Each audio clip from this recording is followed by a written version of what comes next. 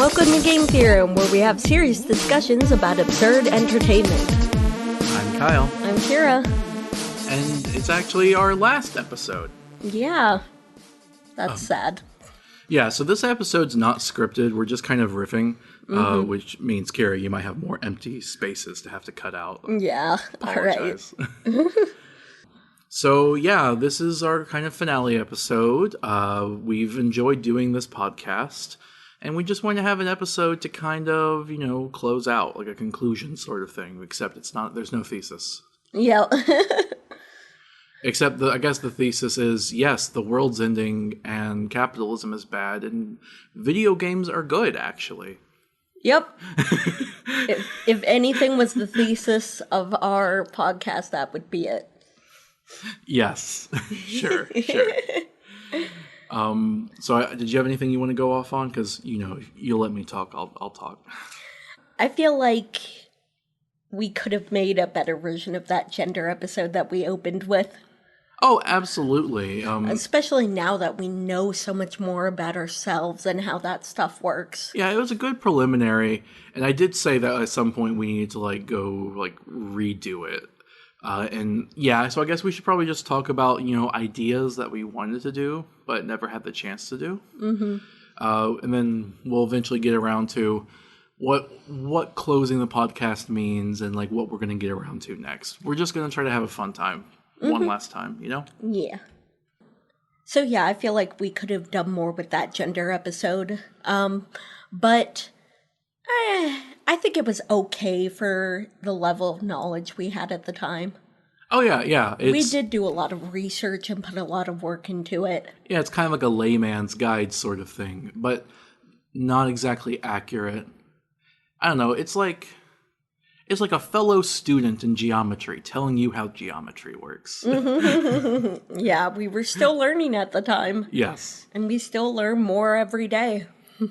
In a similar vein, we made that How to Make a Seductive Woman episode, which I thought was cool, because that still hits the core of something I really believe, that, feminism doesn't mean you can't have sexuality. Yeah, exactly. Right? And we always wanted to follow it up with How to Make a Seductive Man, and we just kind of never got around to it. Mm-hmm.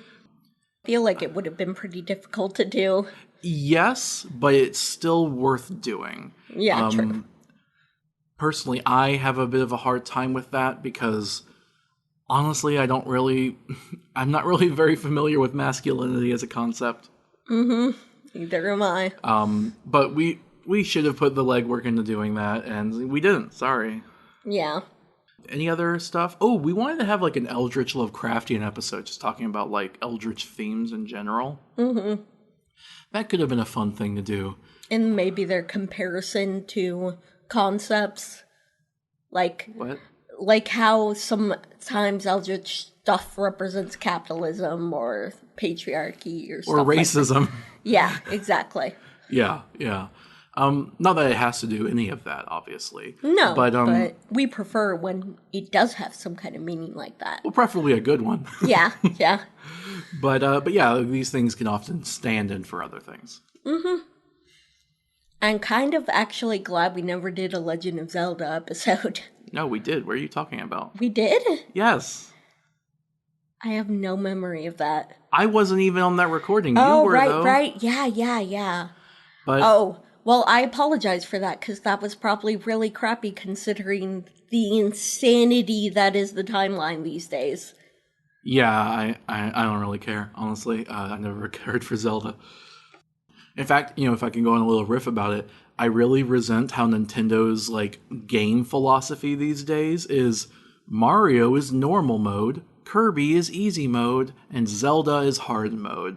Instead of just admitting that they're three completely different genres and different takes on the, Nintendo formula, it should just be allowed to be their own things. And here's an idea. What if one game has multiple difficulty settings? Mm-hmm. Or even if not just settings and accessibility features, at least, start off easy, have hard levels at the end.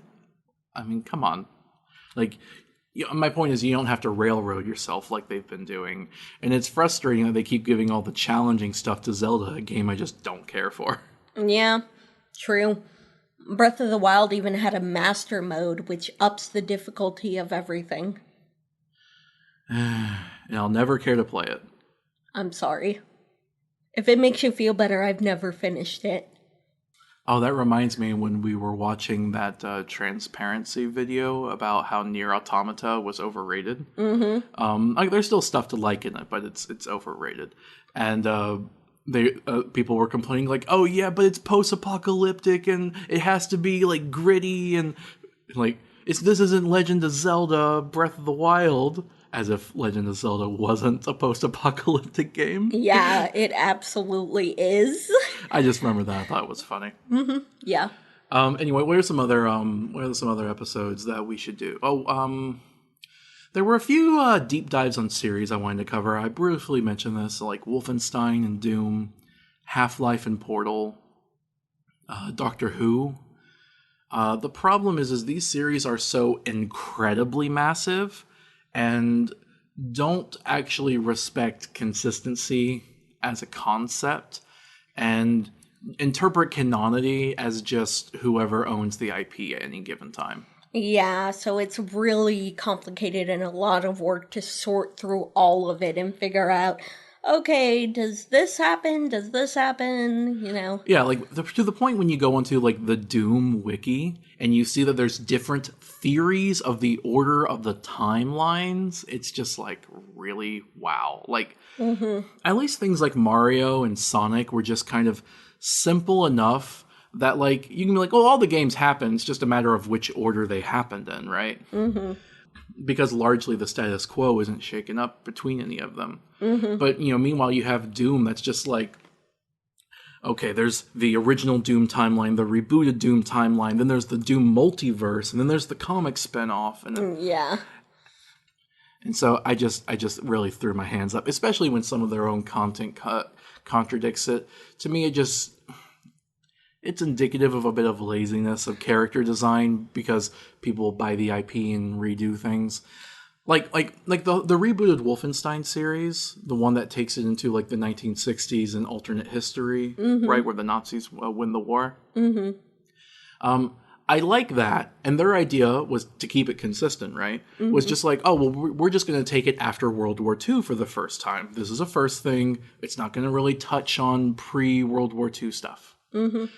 But the continuity had already been messed up before they even made that purchase. Yeah. For the fact, like, for example, it's tied to Doom. Yep. I believe the Doom guy is supposed to be Blazkowicz's, like, grandson or something. Honestly, I feel this way about the Elder Scrolls games and their timeline because there is a lot of extra content and crap that messes with it, and it has the same issues is what I'm saying. Oh, you know what's really good, though? I've heard some really good things about Dark Souls timeline. Oh, yeah, true. Because it's basically just a series of kingdoms over vast stretches of time. Mm-hmm. And, like, there's a lot of attention given to the one that Gwyn runs or whatever. But the idea is, like, we don't know how much time has passed in between these kingdoms. It's like this, like, cyclical history kind of thing. Yeah, yeah. It's kind of about the fall of empires over and over and over again. I think most of this is from Dark Souls 2 particularly, because the other ones tend to focus more on Gwyn. Mm-hmm. But I think that's really cool. Like, even like the whole Bloodborne thing of the whole Victorian era, hey, it's just another empire. Yeah, that is pretty cool. Yeah. Unfortunately, those games are difficult enough. Look, I know people say you gotta learn. I haven't learned, okay? I tried playing Dark Souls 3. Never again. They're also pretty lore dense. My point is, they look like they'd be something interesting to watch videos about, much less for me to play specifically. Yeah. If someone else made a documentary chronology of the timeline, I'd want to watch that. I don't want to be the one making it. Yeah. There are other series I could do that with. Mm-hmm. Yeah, I think that's fair. And honestly, like for example, I think our best two documentaries, or not documentaries, timeline breakdowns were Danganronpa and Pokemon. I really like Danganronpa. Yeah, honestly, our thing on Danganronpa is, I think, the most detail you'll find on the internet. Yeah, it's really good.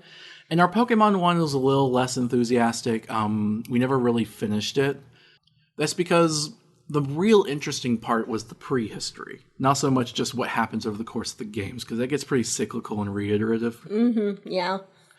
But the prehistory stuff was really interesting, and we even made a whole script revamping it, and we just never got around to showcasing that. So I don't know, maybe that's a thing we still do someday in the future. Yeah, sure.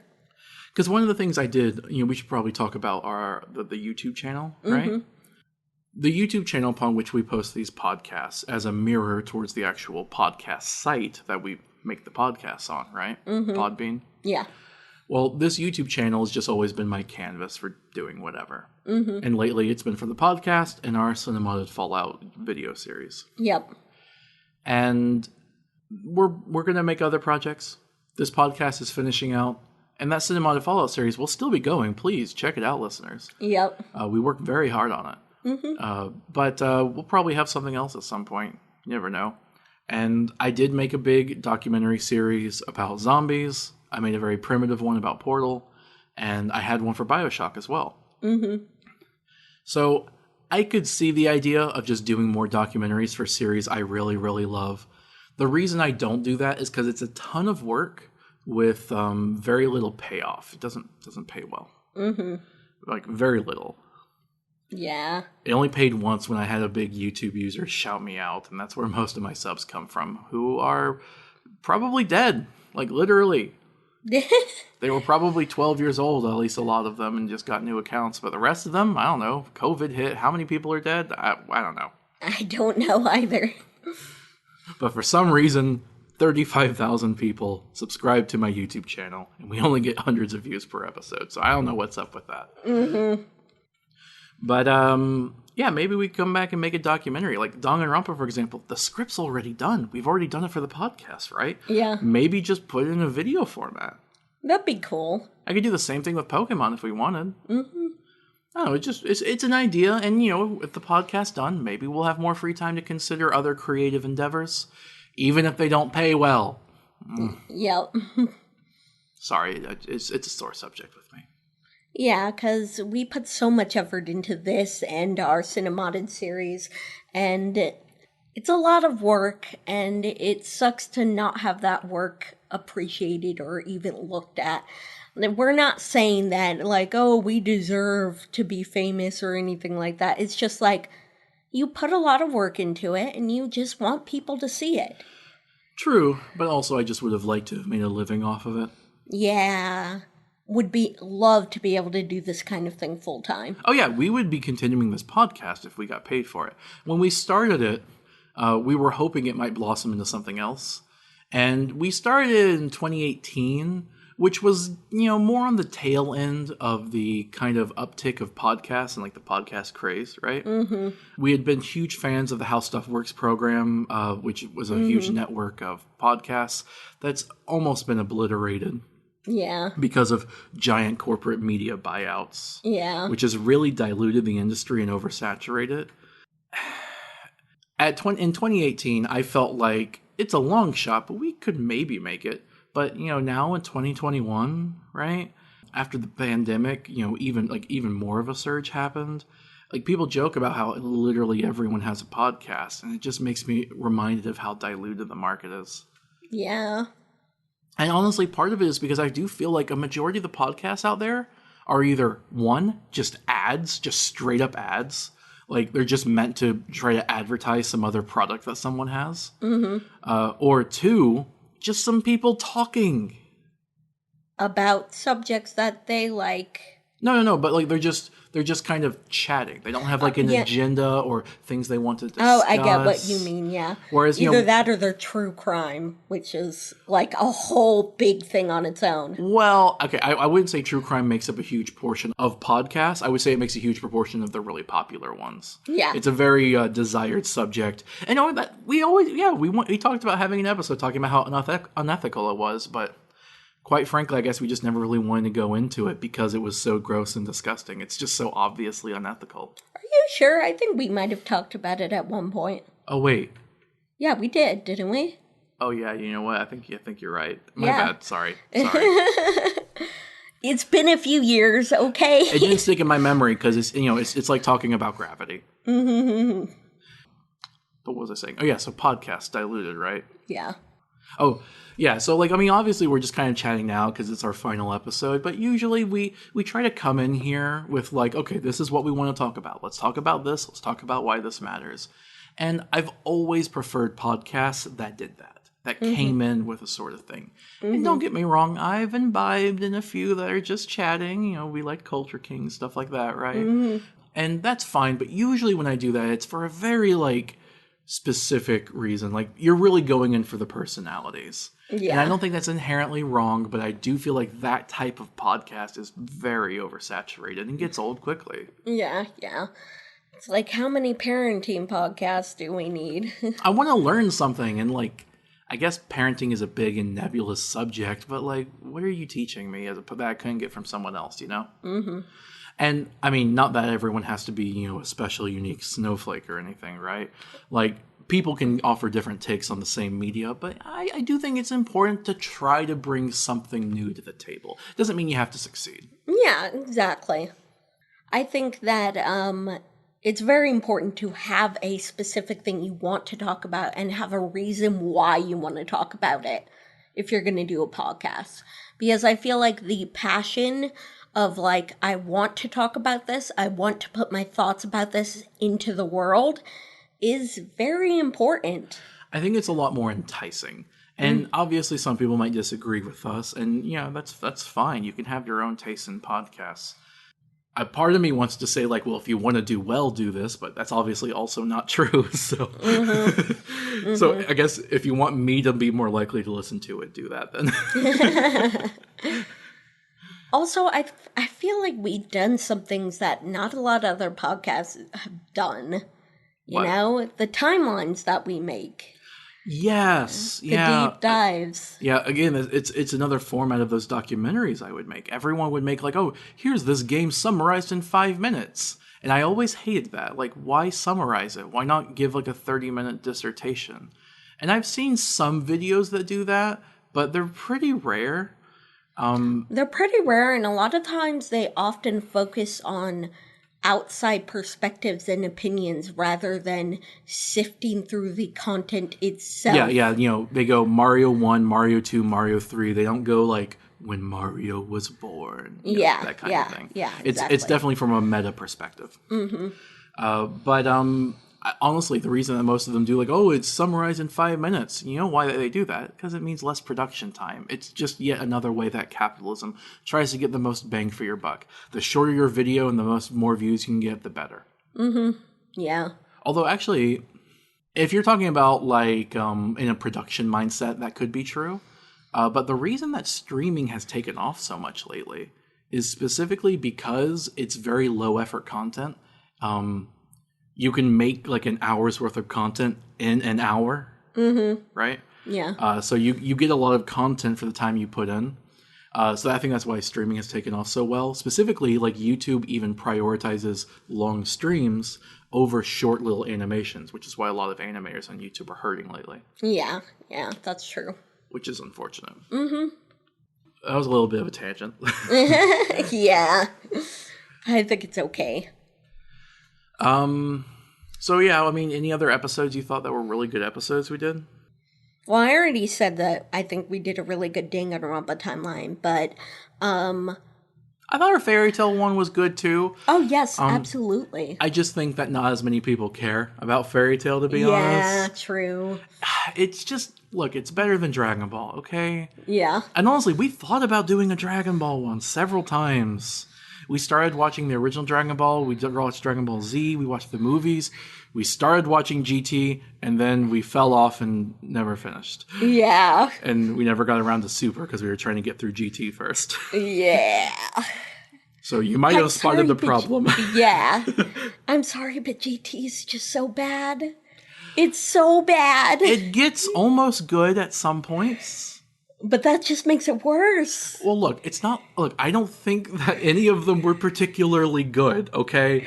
Yeah. All of it's like trying different like levels of pepper, like spiciness, you know?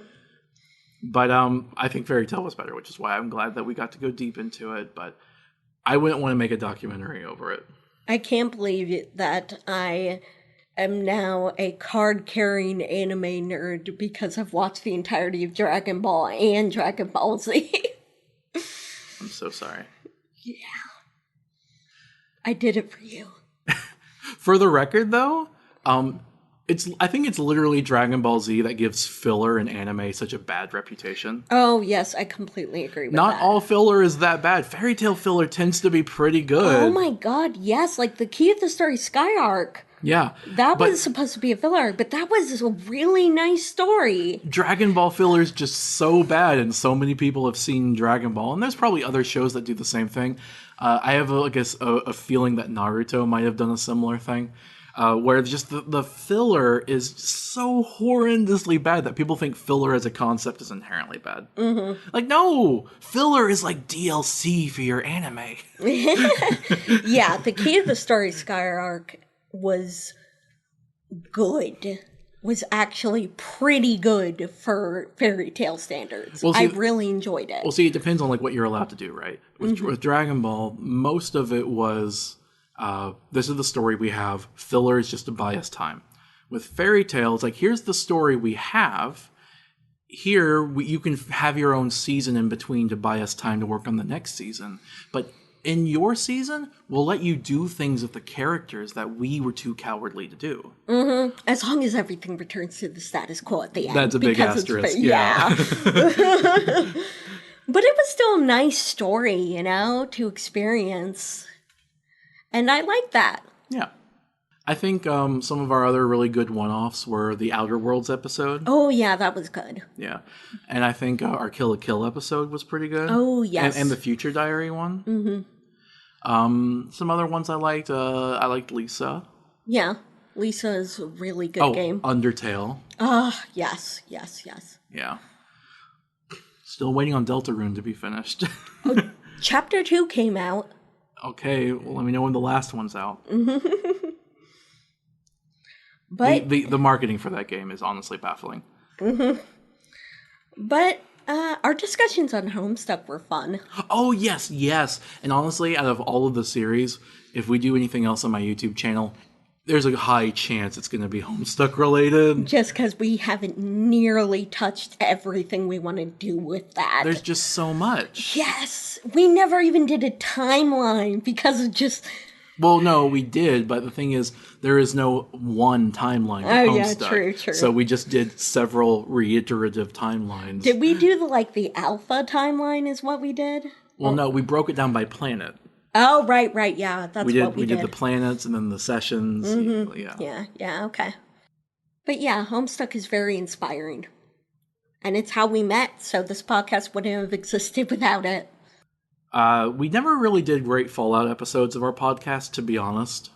We always planned on following up and trying to improve on that, but it was always very low priority for us because we've had the Cinematic Fallout series going in tandem the entire time. Yeah. So we didn't want to just become oversaturated on Fallout. Mm-hmm. Considering our podcast is going to end and then we'll have nothing but Fallout on the YouTube channel, at least for a while, until we start up some new project. Mm-hmm.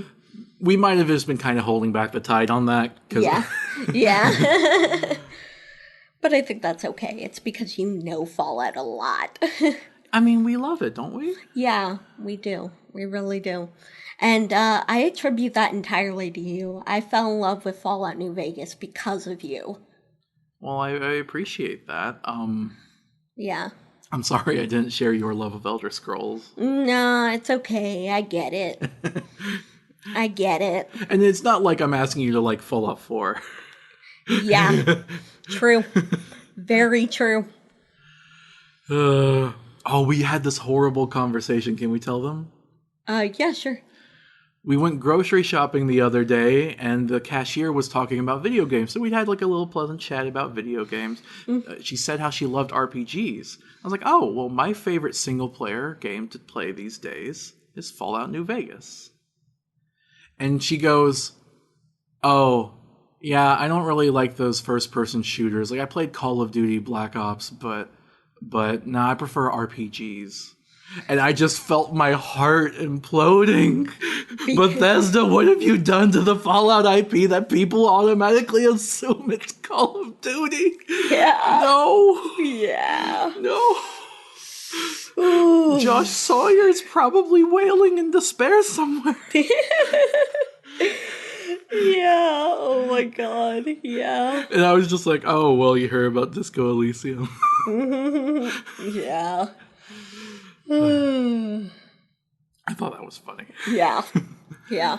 Because I could understand how she could get that impression Yeah. from Fallout 4 and 76, which are probably the only Fallout games she's known. Yeah, I mean, there is an internal memo, or Seemed like like- she might have even been younger than us, so. oh yeah, but like no, like Todd Howard, big guy in Bethesda, has gone on record with saying that the move in Fallout 4 was to pivot to being a first-person shooter. Mm-hmm. Now it is still technically an RPG, but it's very much that second, or third, or fourth, or fifth. Mm-hmm. Yep. I would argue 76 just abandoned that entirely. Mm-hmm. So Fallout 5, when Fallout 5 comes out, it's going to be a rush job like 10 years later. Yep. They'll do the same thing. Oh, we claimed we worked on it for 7. Forget that. Yep.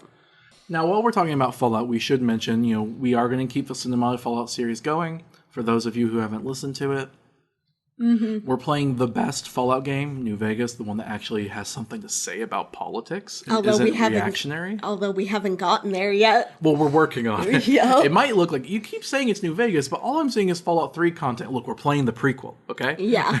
Yep. And look, Fallout 3 is the best, least worst Bethesda Fallout game. That's a lot of Qualifiers. caveats. Yeah, that's a lot of caveats right there. What I'm saying is when the only place you have to go downhill, it means where you start's not too bad. Yeah. Fair enough. Fair enough. But yeah, so we heavily modify it with every mod we could possibly find. And yeah, so we're going to just keep playing it until our computer explodes. Well, my computer. Yes, your computer explodes. Mm-hmm. So yeah, please maybe consider checking that out. It doesn't get a lot of views, but it's a very, vicarious journey. It's cathartic, I guess I could say. Yeah. I was gonna say I really appreciate everyone that supported us. Especially STM. Shout out to you. But yeah, we've had a lot of awesome supporters that have helped us. Giving us support on the mods we make for our series, as well as our series, as well as listeners to this podcast. But I found out the other day that apparently we've officially made the Kiwi Farms hit list. Oh, huh? That's funny. They were just talking crap about it. And it was so funny. They kept calling us like slurs for being like gay and neurodivergent, as if we would have a problem with that. Yeah. And they're just like, oh yeah, and they make sex mods and they're deviants. And like, hey buddy, yeah. Yep. Yep. It's just, there's so much projection. Their feelings are so brittle. You know what? You know what the only thing Fallout 4 is good for? What? Sex mods. Honestly, yeah, sure. Yeah. But you know what? Our Cinematic Fallout series is going to be fun, and you know what? I can't wait to exterminate the Enclave. Yep. It's going to be very fun. For like the second or third time. Oh, we have a counter. We have a counter. Yep, we have a counter. One reason I love doing this series with you is I get to experience these games in a way that I definitely think I wouldn't have ever been able to do on my own. Because it's so difficult to get through all this content, But the way we're doing it is just so great. I just like role playing, like getting to be a character, getting to be a character. And I have difficulty doing that on my own, but recording it and doing it this show has really been fun role playing as a character. Yeah, I mean that's kind of how you got me into D&D, role playing that way, right? Yeah. Yeah, that's been fun. Yeah. I guess, if our listeners have any suggestions on what we ought to do next. Again, we have the Fallout series that's going to keep going. Mm-hmm. I don't want to do anything else Fallout related because that's kind of our masterpiece. Yep. So other ideas are, make a Danganronpa documentary video series so people can see it and not just hear it. Do the same thing, but with Pokemon. We could do that as well. We've updated it to have, Gen 8 stuff. Yeah. At least, some of the script. And Probably who have to update knows? it again. And who knows? I might start doing something creative. Yeah, that'd be fun. I don't know what you would do. I don't know either. I like Elder Scrolls, so if you have any suggestions. Okay. I guess they might suggest a Skyrim playthrough. Oh my god, no. I'm sorry, but that's never gonna happen. Why? Because Skyrim's so bad. Oh, okay. All right. Sorry. I could roleplay. You know what? The only way I would do Skyrim is if I did entirely in character. Yeah, but your character there'd be a narrow choice because of the way it railroads you, right? It depends if I want to do any of the base game quests or if I just like, you know what? I'm going to go off a roleplay character that literally doesn't do any main quests and just does what they want. And just lives their lives in Skyrim. And screw it. Have fun with that. Yeah, so kind of the equivalent of playing Fallout 4, but role-playing is just like a bad parent. Yeah. All right, yeah, sure. I still would... I don't have a solid idea for Homestuck stuff, but I've always been fascinated by the idea of, like, let's just, like, do a detailed breakdown analysis of one character and follow their travels through time. Oh, that'd be really cool to Both, do. through the original comic, through the epilogues, through fan fiction. And then, sorry, not the fan fiction. Maybe fan fiction. Homestuck 2. Homestuck 2 is what I was trying to say, yeah. And then maybe pontificate on where it could have gone from there since Homestuck 2 never finished. Yeah, that would be an interesting video series, I feel. We could do it on our favorite characters. And our Homestuck podcast episodes do seem to get more views than the others. If you're Homestuck fans, leave a comment. Say you're there. Yeah, we love Homestuck. I don't know what else you want to say.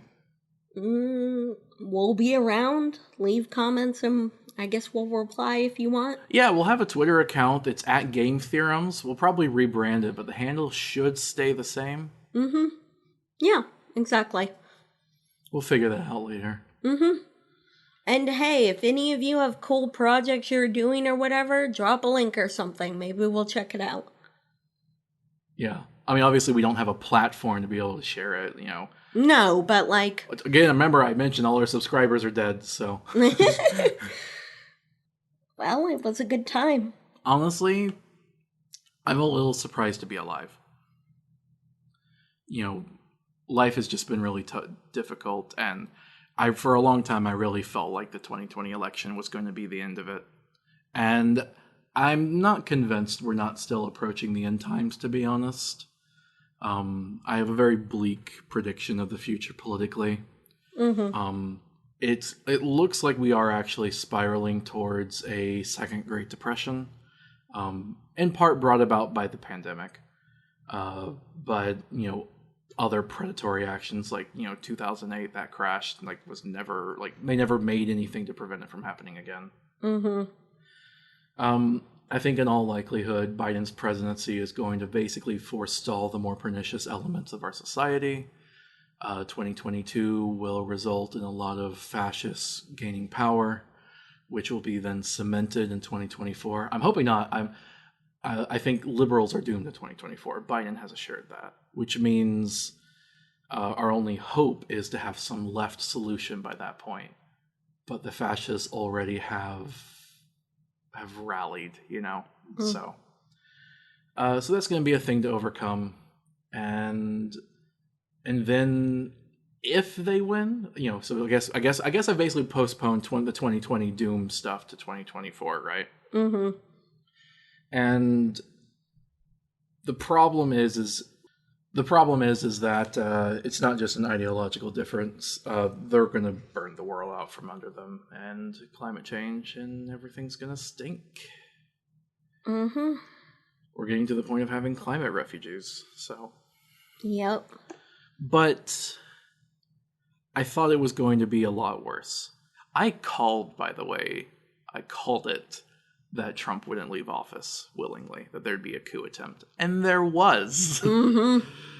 So yeah, I feel like I'm unfortunately correct with a lot of predictions. I think a leftist is going to have to challenge the uprising fascist movement. It's just a matter of which wins, and it's, of course, an uphill battle. But I kind of want to leave this podcast behind me, to be honest, because a lot of it was us just kind of trying to shout into the void. Yeah. prior to our inevitable destruction. And we didn't have a lot going for us when the podcast started, right? Yeah. Now we have the Cinematic Fallout series. And it's not about success, right? It's almost still kind of going to the void because we get so few views. But there's a personal catharsis to it, you know? Mm-hmm. And I think we get more out of that than this podcast. Mm-hmm. Yeah, that's true. And I've really just felt like, especially ever since that election, of having survived past that date, past January, you know, that it's just felt like, all right, I'm kind of ready to have this be a past thing, not a current thing. Yeah, I understand that. You know, it's very feelings based. I'm not trying to make a rational argument. Yeah, definitely. Oh, I know something I forgot. I wrote a book. Yeah. Can you tell them what the title is? It might change, but Hell. If Hell Was Real. yeah. The title is If Hell Was Real. Yeah, and it's an adventure story. So hopefully I'll be able to publish that at some point. That's a long shot too, but you know what? It looks like it's less of a long shot than making a successful podcast. Yeah. So despite the fact that I'm still gambling here, I feel like it's a safer gamble. Yeah, I guess. It's a really good book. Oh, well, thank you. And I can't wait to read it again. Oh, right, because you're going to be reviewing it. Yeah, we're going through the drafting process, so. Nice. So, I don't know, I guess be on the lookout for that if I don't die or if I don't get shunned by the novel industry. Whatever. Mm-hmm. Yep, so in the meantime, let us know if you have any suggestions. Please watch our Cinematic Fallout series and consider following us at Game Theorems on Twitter, where hopefully with the rebranding we'll get more verbose and talk a bit more. Can't promise that though. Twitter is toxic. Yeah. Very true. Long live Homestuck. Mm-hmm. Capitalism bad. Mm-hmm. No, but like seriously though, like people go like, you just think capitalism's bad. Like, well, yeah, I can explain why, but it's not like people that take issue with that don't listen to the explanations. Yep. Yep. All right. Also, government bad. See? Well, not unless it's a self-government. State bad is what I'm saying. State bad. Yeah. Okay. All right. Let's wrap this up. For the last time, I'm Kira. I'm Kyle. Goodbye. Bye.